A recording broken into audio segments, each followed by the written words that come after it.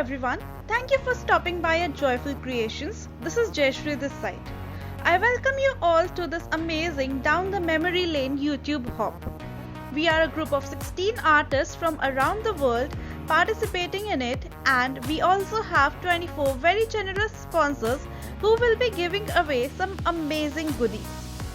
For this hop, I have created a mixed media layout which I am calling Vintage Remembrance. But before we dive into the tutorial, please do subscribe to the channel if you are new here and hit the bell icon to stay updated with the latest videos. I'm starting off with paper number 8 from the Vintage Remnants pattern paper pack from 49 and Market. I'm starting by priming my base paper using clear gesso from Finnabair.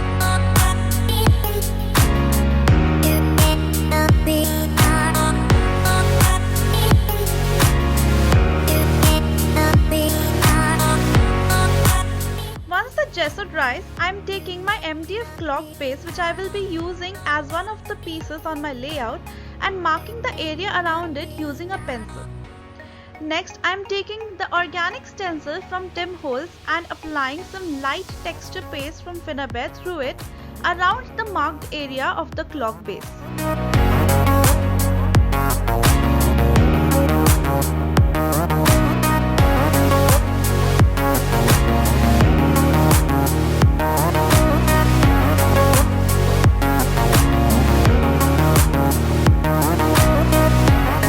Once this texture paste dries, I am using the second stencil from Tim Holtz, which has these clock dials, and using some vintage photo distress oxide ink and ink blending in some areas.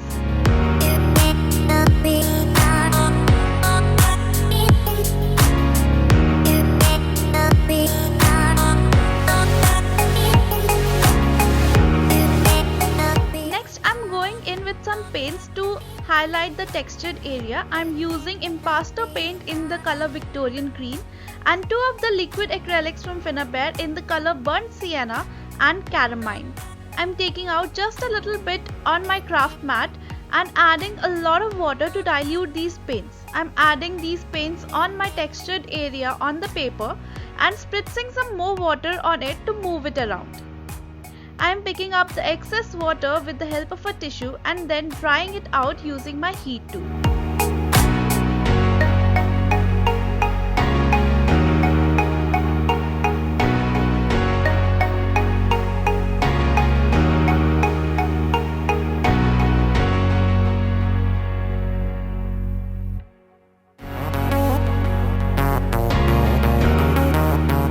Now moving on, I decided to heat emboss my clock dial, so I'm using Versamark ink pad in the white color and adding silver embossing powder from Expressions Craft onto it to heat emboss it in silver color.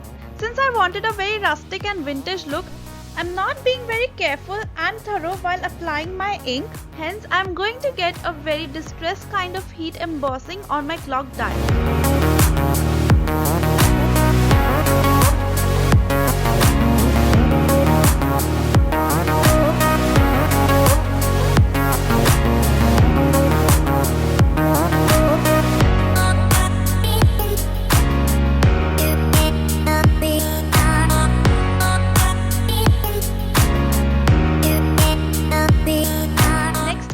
A script stamp from Entomology stamp set from Stampers Anonymous and using a Hickory Smoke archival ink pad to stamp here and there on my base paper. Once the stamping is done, I'm starting to build my composition. I'm using one of my very old pictures for the main focal point. Since the theme was down the memory lane, I decided to use one of my own picture. This is a very old picture of mine, probably 5-6 years old, and during those days I was working full-time job and I had fallen in love with wearing bindis. So bindis are something that we put on our forehead between our brows along with the traditional outfit that we wear in India. So I used to go to work wearing a lot of suits, a lot of kurtis. So I had fallen in love with those bindis and I had started wearing them as well. So I would wear a bindi matching my suit in different colors, pink, white, black, And this was one of the pictures I took at a metro station while going to work. Because of the lighting and everything, it made me fall in love with my own self. So self-love is very important, and I'm using this picture. I have adhered 2 chipboard pieces behind it to give it more dimension, and I have also used a lot of fussy cut elements from Minte's Secret Place pattern paper pack. I have cut out these elements not from the element sheet that they give us, but from the pattern papers itself, because I wanted something big in terms of fussy cut elements. So I went in and fussy cut those out. I'm again adhering these along with some chipboards to elevate them. You can use double-sided foam tape as well in case you're doing something similar. I'm also using a lot of molds from Prima Marketing and Finnabair. I'm using cogs and wings mold. I will be using wings from that as well as a clock dial from same mold. I also wanted to use this circular oval frame, but I was not able to place it right, so I left it out for the time being and went in with the Roman number 10. But later on you will see I replaced it with the frame because I really wanted to use that oval frame for some reason. I'm also trying to play around with some chipboard elements, but I decided on going with this traditional kind of a chipboard design. I think it is from Scrap and Ink, so I went in with that. I had just this little piece left out from that whole pack. Also, I am playing with a lot of layering in this, as you can see. So behind every layer I'm going to add a little bit more chipboard to elevate the next layer. That gives it a lot of dimension, and it also adds a lot of interest when you see a layout from far away. Also, I have already pre-primed these molds, these clay molds with black gesso, and I will be adding a lot of waxes later on to color them. Next, I'm going in with some die cuts. This is one of the die from Fantasy Dies.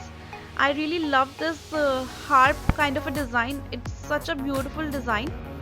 I also wanted to use this lace, but instead I went in with the flower bunch, the rose flower bunch from Fantasy Dies itself. Even though I love this lace design, but I liked that flower design better on this composition.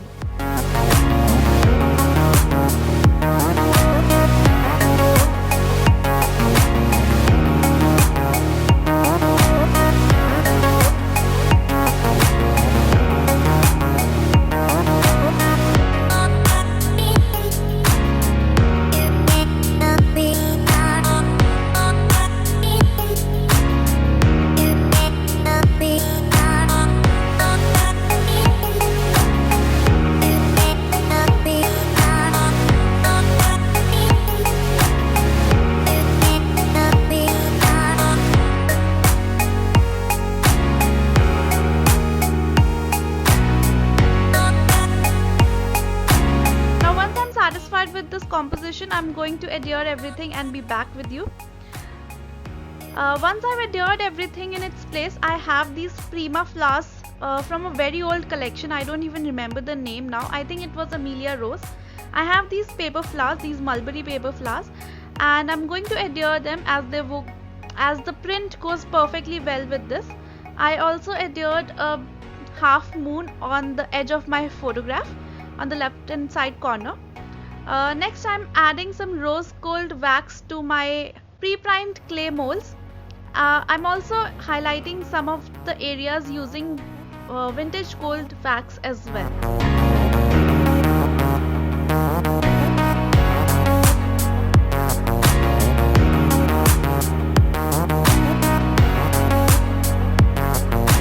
Not just the clay molds, I also decided on highlighting some areas of the clock dial, which is absolutely distressed right now in silver color. So I thought maybe a little bit of rose gold and a vintage gold will make it more rustic and vintage looking. Last but not the least, I have taken 2 pebbles from Finnabair's Melange Pebbles box.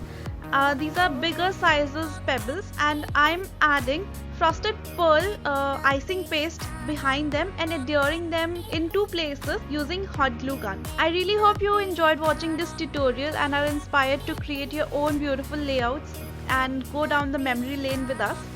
All the hop rules are in the description box below along with the next hop artist's link. So do check the description box out. The list of all the supplies is also mentioned there. And if you enjoyed watching this tutorial, please do give this video a thumbs up and do subscribe to the channel before you go. Until next time, stay home, stay safe and happy crafting. Bye bye.